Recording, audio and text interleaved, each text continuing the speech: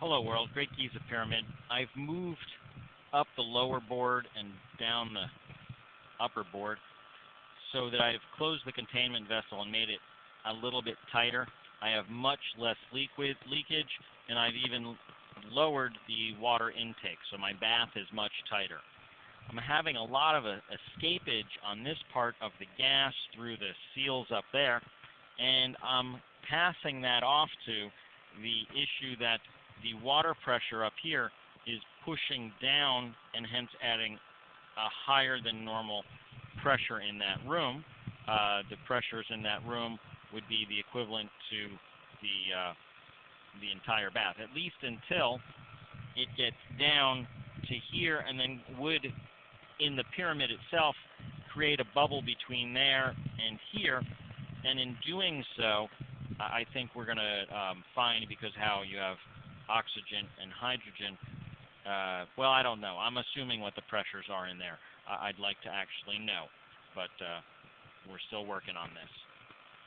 What you can see from here, and you kind of can't see, I'll explain it. This particular shaft is a several hundred-foot shaft.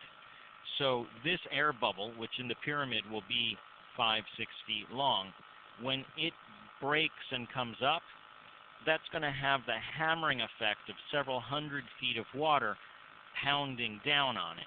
And that pounding effect of the several hundred feet of water is going to have effects in this room that play with the gases and the magnetism within there, and is the reason for the evidence that John Cadman found that led him on his hydraulic pump project and his research paper on how this can be converted into a hydraulic pump.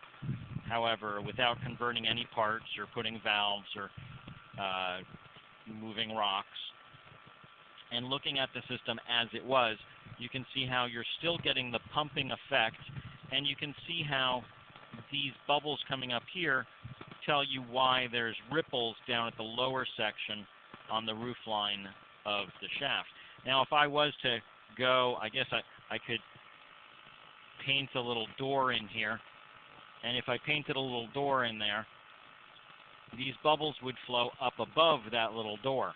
They're not going to go down into the door, which, by the way, that door has a shaft that actually goes down. So even if a bubble worked its way into there, it's still going to come back out. So that's just a fact.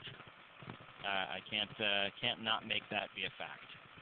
So thank you. Please plus me, like book, Facebook me, share the knowledge, help me spread the word. If you would like to make a better model and submit it to me, you don't even have to submit it to me. Just put it up on YouTube. I'll link to it, even if it's a cheesy model.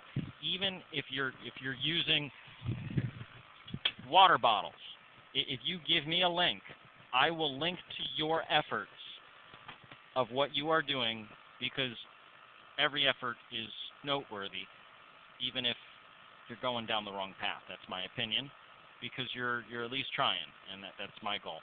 And what I'm looking for is to people to tell me where I'm wrong, because if you tell me where I'm wrong, then I have to figure out, well, if I'm wrong, then what's the right way? Because I'm not making the system up. I am just reverse engineering it. You can ask for your help, or your criticism, because that's help as well, but, or share the knowledge. All of it helps. Thank you. Have a nice day. Please drive through.